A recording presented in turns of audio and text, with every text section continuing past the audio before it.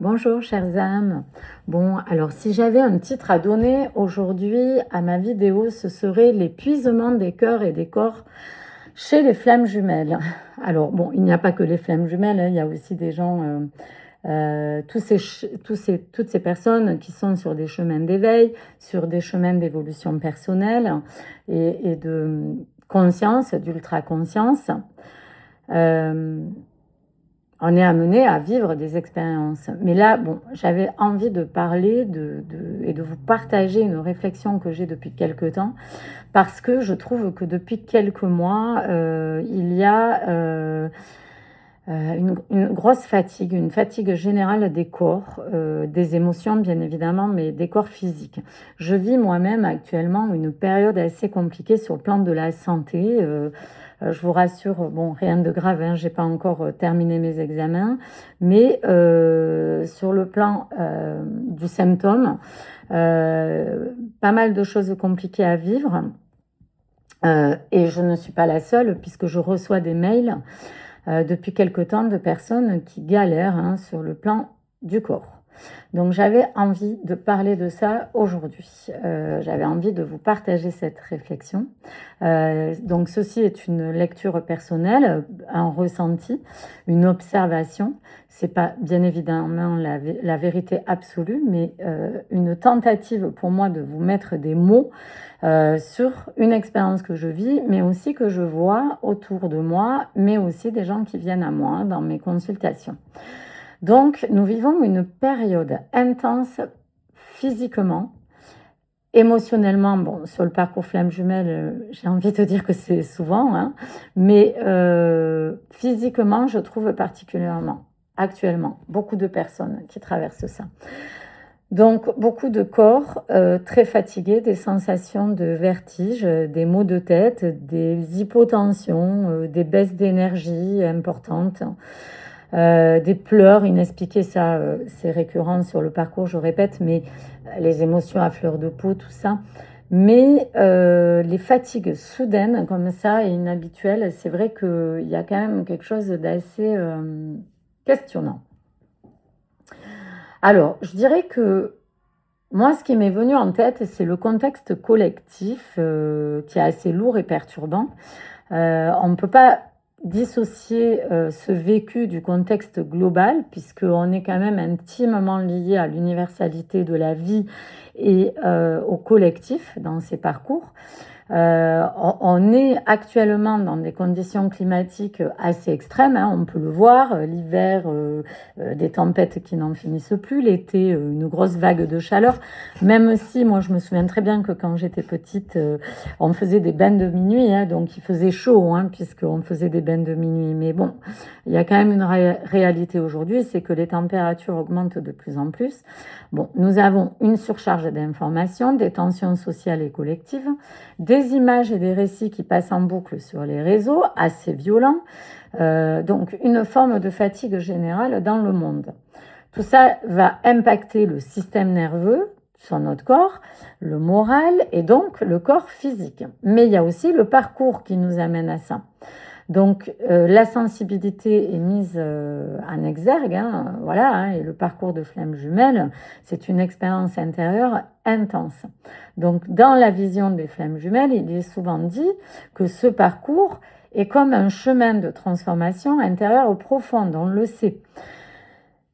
On a souvent le sentiment de ressentir intensément les choses, de capter des émotions autour de nous, de vivre des phases d'expansion puis de repli, de traverser des cycles d'évolution et puis de fatigue. Cela donne une impression de montagne russe énergétique, ça on le sait.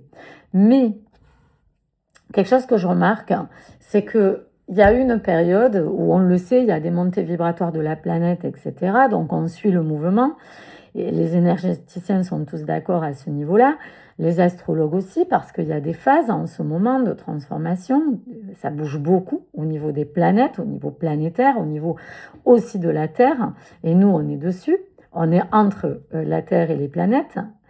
Donc on peut être fatigué, ok. Donc, il y a, d'ailleurs, on pouvait voir, hein, sur sur les réseaux des calendriers énergétiques où on pouvait voir 3 jours, une semaine, des portails énergétiques, etc., où on peut vivre des choses plus intenses que d'habitude. Et là, ben, c'est constant, c'est non-stop. Donc en fait, les corps, ils sont épuisés, vraiment. Mais je distingue aussi notre niveau d'épuisement, il y a le corps, ok, le corps qui sature avec des fatigues chroniques, des maladies qui émergent, des maladies auto-immunes, les tensions, les vertiges, l'hypersensibilité, les baisses d'énergie, comme je vous disais tout à l'heure, mais il y a aussi le cœur. Le cœur qui lui aussi peut s'épuiser. Quand je parle d'épuisement du cœur, je parle de cet espace intérieur de l'amour, où sur le parcours flamme jumelle, on continue d'aimer malgré une absence, on continue d'espérer malgré des silences, on continue de ressentir sans retour immédiat, on continue de donner sans toujours recevoir, et à la longue, cela peut créer une forme de fatigue profonde. Parce que le cœur, il a besoin de circulation. Quand l'amour, il est vécu, quand il est partagé, quand il est incarné, il nourrit malgré tout. D'ailleurs, même chez des personnes qui ont des maladies assez costauds ou des situations assez costauds dans leur vie, quand ils ont quelqu'un pour les seconder, quelqu'un pour les soutenir, beaucoup d'amour, on peut avoir de l'amour de la nature, d'un animal. L'amour, il est partout en réalité, hein, comme je dis toujours, et comme d'autres le disent aussi d'ailleurs. Mais quand même, j'ai constaté que quand quelqu'un partage sa vie avec quelqu'un d'autre, c'est quand même beaucoup plus facile. Donc, c'est vrai que là, je sens une phase de découragement pour des personnes que j'accompagne parce que le cœur a besoin de circulation. Quand il reste dans une forme d'attente, dans un manque ou dans une absence prolongée, il peut s'épuiser émotionnellement. D'ailleurs, je me souviens d'une période que j'ai vécue où je peux vous en parler. J'avais des palpitations du cœur, j'avais des choses compliquées où j'avais l'impression que j'allais mourir. Et un jour, j'ai une personne qui m'a dit, vous êtes en train de vivre la maladie des bouddhistes, la maladie du vent, le cœur qui manquait d'amour. Pourtant, j'ai beaucoup d'amour autour de moi et je m'en octroie aussi, mais il manquait quand même une partie de l'amour. Et souvent, les moines bouddhistes, quand ils prient toute la journée, même si c'est des personnes qui trouvent l'amour dans le divin, ben, ils peuvent avoir cette maladie du cœur qui palpite, qui n'est pas une maladie en fait. Mais c'est un espèce de mal-être tout à coup où on va avoir des palpitations ou mal au cœur. Donc j'avais quand même envie de parler de ces maladies du cœur et je me questionne beaucoup d'ailleurs parce que je trouve qu'il y a beaucoup de jeunes aujourd'hui qui ont des problèmes cardiaques. Alors bon, on peut partir dans différents sujets, hein. Ça peut être l'histoire des vaccins avec le Covid. Chacun pense ce qu'il veut. Je respecte entièrement le discours de chacun. Mais il y a quand même une réalité, c'est qu'il y a de plus en plus de jeunes qui ont des problèmes cardiaques.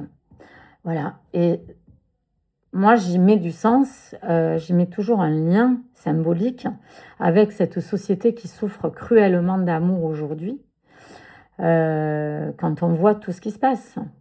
Et donc, les flammes jumelles, qui sont des personnes qui sont dans un fort travail sur l'amour, et qui idéalise, moi je peux le dire, hein, j'idéalise l'amour peut-être, enfin c'est même pas peut-être, c'est sûr. Alors c'est très compliqué pour moi de voir ce manque d'amour autour de moi, dans le sens plus large, hein. Quand je dis autour de moi, c'est au niveau de la société. Je trouve qu'il y a une digression, comment dire, un recul par rapport à ça, enfin, excusez-moi, je trouve pas le mot, mais je trouve qu'actuellement, c'est compliqué là au niveau de la société de voir l'amour. Et le travail des flammes jumelles sont souvent là pour expérimenter l'amour, différentes formes d'amour et rester dans l'amour malgré les situations compliquées. Et dans la société, c'est vrai que c'est compliqué de voir ce manque d'amour chez les uns et les autres, chez les jeunes, quand on voit tout ce qui se passe actuellement. Excusez-moi, je me suis un peu perdue, mais je vais revenir sur des choses. Peut-être que la vidéo va être plus longue. Donc, je reviens sur l'épuisement de ce cœur qui finit par descendre dans le corps physique, parce que le cœur et le corps sont intimement liés. D'ailleurs, au niveau des chakras, le chakra du cœur distribue au chakra du bas et au chakra du haut. C'est un distributeur. Et quand ils tournent trop ou qu'ils sont à l'arrêt, ça crée des maladies, des problèmes énergétiques. Donc, quand il y a un vrai manque d'amour, il y a une fatigue, une fragilité, des tensions, des épuisements globaux.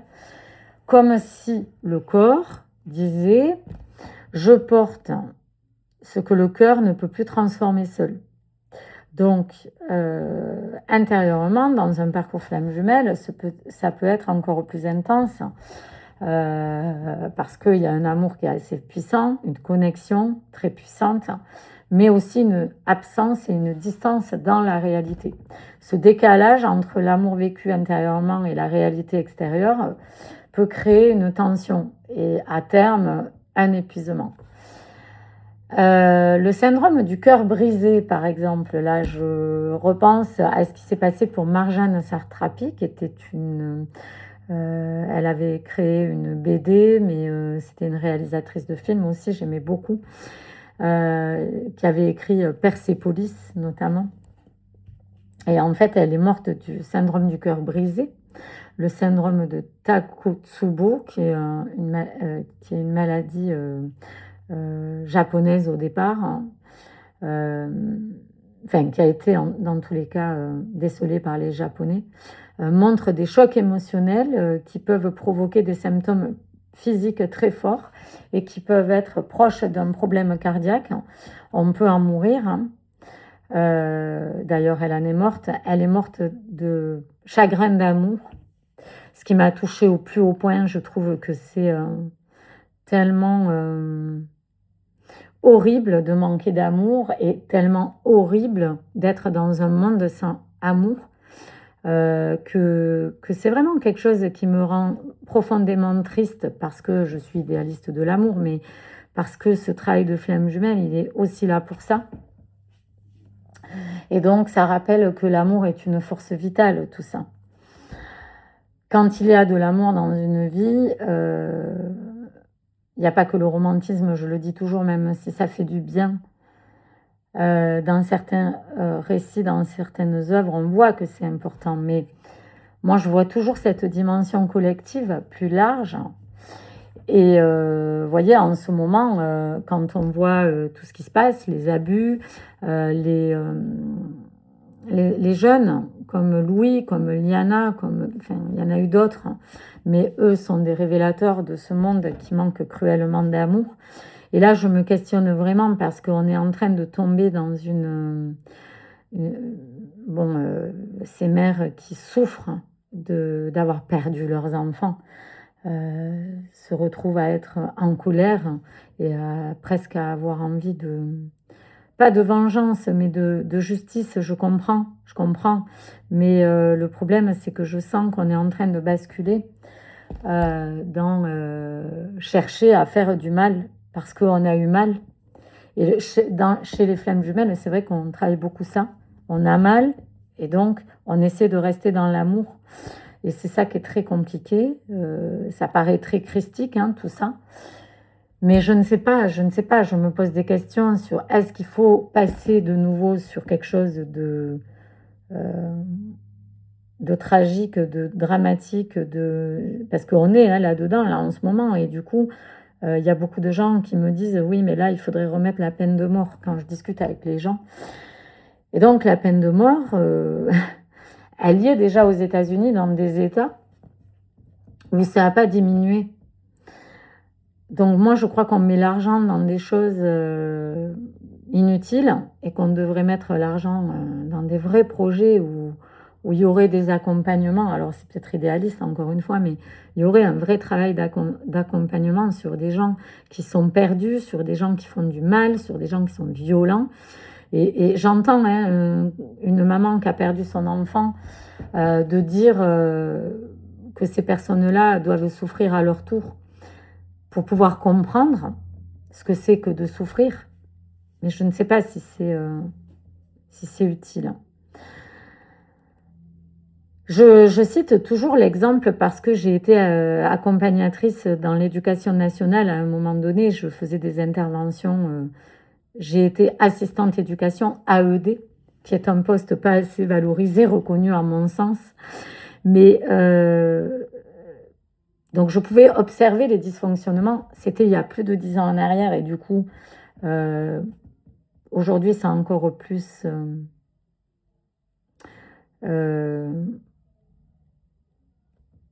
ça a pris encore plus d'ampleur dans le mauvais sens, dans l'aspect négatif, dans la violence.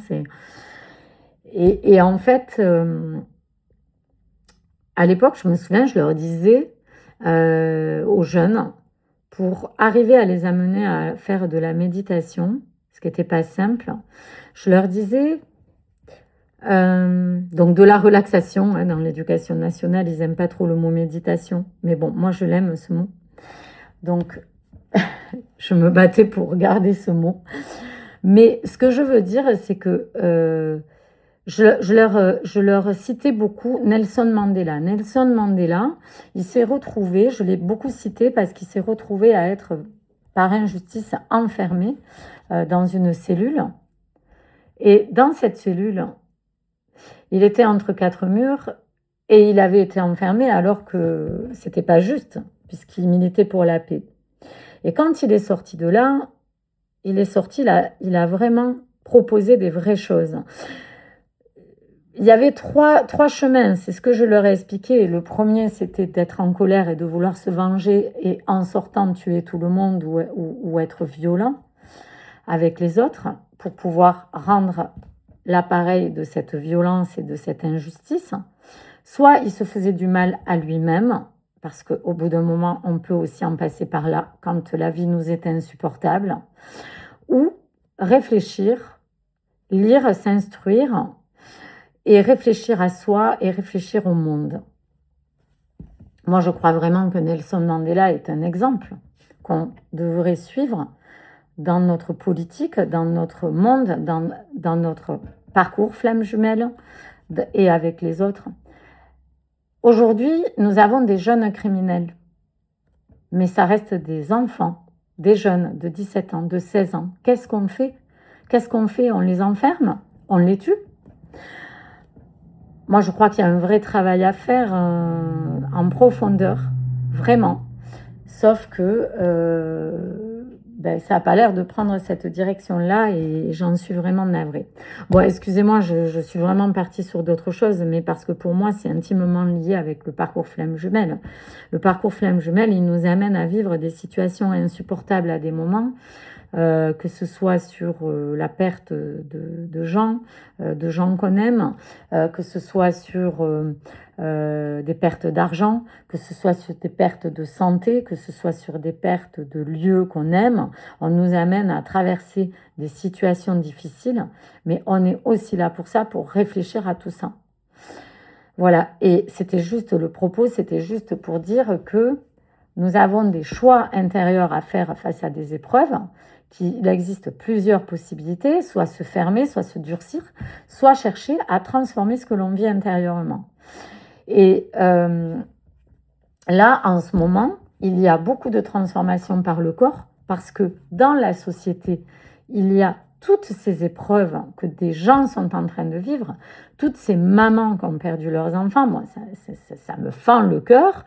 Voilà. Tous ces feux qui partent dans la nature, même si le feu est un purificateur chez les chamans, et je crois en ça, mais là, c'est beaucoup trop. On est tombé dans l'extrême. voilà, y a beaucoup de choses qui se passent, bon, des guerres, là on parle sur un petit spectre en France, et encore, on a encore de la chance. Mais il y a beaucoup de choses difficiles. Je crois qu'il va falloir à un moment donné s'arrêter, regarder ce qui se passe et remettre de l'amour dans toute chose, parce que là, on s'en éloigne. Et donc, les flammes jumelles, en ce moment, vous recevez, puisque c'est un réceptacle aussi, la flamme jumelle, pour transformer les choses derrière. Et on est en train de recevoir le non-amour du monde. Donc, ce non-amour du monde, il faut arriver à le transformer. Et on est en train de le transformer à travers nos corps physiques. Les poussées vibratoires, c'est pareil. Il y en avait 3 jours et là, c'est en continu. Donc, on est épuisé. On est épuisé au niveau du cœur, au niveau du corps. Donc là, voilà ce qui se passe actuellement. On ne va pas rester là-dedans. On est en train de traverser. Tout ça, on est en train de passer des caps. On est en train de traverser. Mais vraiment, j'avais besoin de vous partager ça parce que vraiment, déjà, à petite échelle, c'est ce que je fais que dire. Si déjà dans notre foyer, on arrive à comprendre ce qui se passe en nous et ce qui se passe autour de nous et à accepter des choses et à accepter que les autres, à des moments, soit dans la colère ou soit dans un retrait sans être dans le non-amour, mais d'accepter les choses et d'accepter les gens comme ils sont et de discuter, d'essayer de trouver des compromis, de trouver des moments hein, aussi pour ça, parce qu'il y a des moments pour discuter, il y a des moments pour revenir avec l'autre, il y a des moments, voilà, il y a, sans de suite être radical et fermer la porte, se durcir ou chercher à se venger ou à faire du mal à l'autre parce qu'il nous a fait du mal. Voilà, bon, je sais pas, c'est un discours peut-être édulcoré, hein, j'en sais rien, mais j'avais vraiment besoin de partager ça parce que je pense que là, on est vraiment sur un épuisement actuellement et voilà, ça va venir, on va remonter, mais il faut vraiment prendre conscience de tout ça. Voilà, alors je vous souhaite un très bel été, malgré tout ça. Hein, c'était pas un discours alarmiste, c'était un discours d'observation réel dans ce monde divin dans lequel on est chez les flammes jumelles, parce qu'on est arrivé sur la fin d'un cycle dans ce monde terrestre. Hein, il va y avoir quelque chose d'autre. Mais pour ça, il va falloir qu'on aille dans l'amour et donc dans cet amour divin pour le ramener sur Terre, toujours. Je vous embrasse, je vous dis aimez-vous et je vous dis à bientôt.